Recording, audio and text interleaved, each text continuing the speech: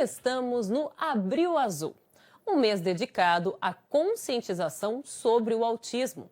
Famílias de pessoas com crianças com um transtorno do espectro autista encontram dificuldades para a cobertura de alguns procedimentos na saúde. As famílias ficam em dúvida sobre alguns direitos e, para falar sobre esse assunto, eu converso agora com a advogada especializada em saúde, a doutora Tatiana Viola. Boa noite, doutora. Seja bem-vinda ao RF News.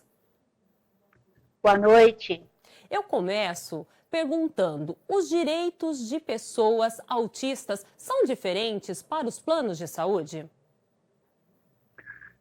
Sim e não. Essa é a resposta, na verdade. Por quê? Porque as pessoas, né, as crianças, mais especificamente aí com transtorno do espectro autista, elas estão amparadas por diversas legislações, né? Enquanto uma pessoa com deficiência tem o Estatuto da Pessoa com Deficiência, Código de Defesa do Consumidor e a Lei dos Planos de Saúde, as pessoas com TEA ainda têm a lei específica que protege as pessoas autistas.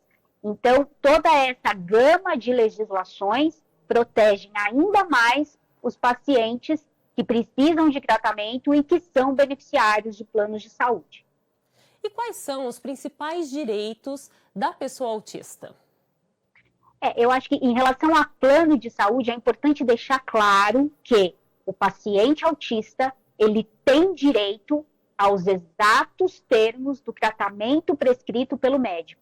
Então, nós estamos falando aí de especialidade, de quantidade de horas, dos tipos de terapia, né? Então, tudo aquilo que o médico prescrever, lógico, desde que baseado em evidência, mas tudo aquilo que o médico prescrever, todas as horas de terapias que o médico prescrever para esse paciente tem direito e o plano de saúde tem que custear. Não é possível limitar a quantidade de terapias, as horas de terapias e nem o tempo de sessão de cada terapia. Isso é importante deixar claro. Alguns planos limitam em apenas 30 minutos cada sessão. E a legislação determina que cada sessão de terapia deve ter, no mínimo, 50 minutos.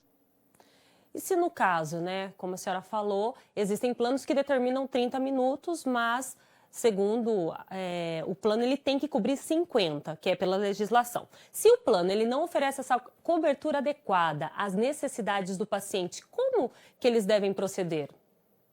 Bom, a gente sempre orienta que os consumidores devem, em primeiro lugar, fazer a reclamação no próprio plano de saúde e na ouvidoria do plano de saúde. Por quê? Porque esse consumidor vai precisar do número de protocolo para depois, então, fazer a reclamação na ANS, que é a Agência Nacional de Saúde Suplementar, que é o órgão responsável por regular e fiscalizar os planos de saúde particulares.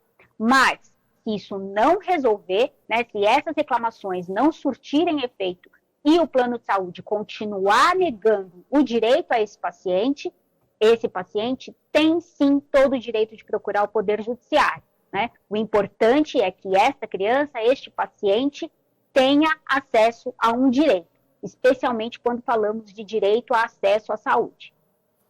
Se o plano não oferecer a cobertura para alguma técnica ou método, então a família pode procurar, pedir até o ressarcimento ao plano? Como que ela pode fazer? Aí há necessidade de verificar qual é o tipo de plano. Há planos que possuem a opção de reembolso e há planos que não possuem a opção de reembolso. Quando houver a opção de reembolso, então a família pode pagar por este tratamento e depois pleitear o reembolso. Se não houver, o plano de saúde já tem que custear diretamente este tratamento, né? Então, aí a família precisa ver se há essa possibilidade de primeiro pagar e depois receber ou não. E também qual é o tipo de plano, né? Como eu disse, se há possibilidade de reembolso ou não. Quanto às técnicas oferecidas, a técnica que tiver evidência científica, o plano de saúde tem que fornecer, porque quem determina qual é a terapia indicada para aquele paciente é o médico e não o plano de saúde. Doutora, e quais as dicas que a senhora dá? Como que a família deve verificar na hora de escolher a operadora? Quais dicas a senhora recomenda? Infelizmente, hoje nós vivemos um momento em que quase todas elas são muito difíceis no fornecimento do tratamento do autismo, justamente porque estamos falando de um tratamento com um valor razoável, né, um valor elevado.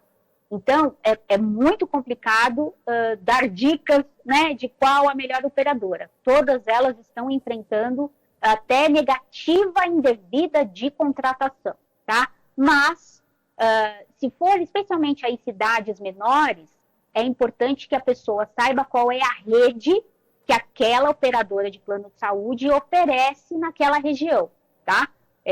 Para saber se há clínicas especializadas na rede credenciada ou não. Eu acho que esse é o principal fundamento aí que as famílias precisam analisar na hora de contratar. Doutor, eu agradeço a sua participação aqui no RF News. Muito obrigada. Eu que agradeço.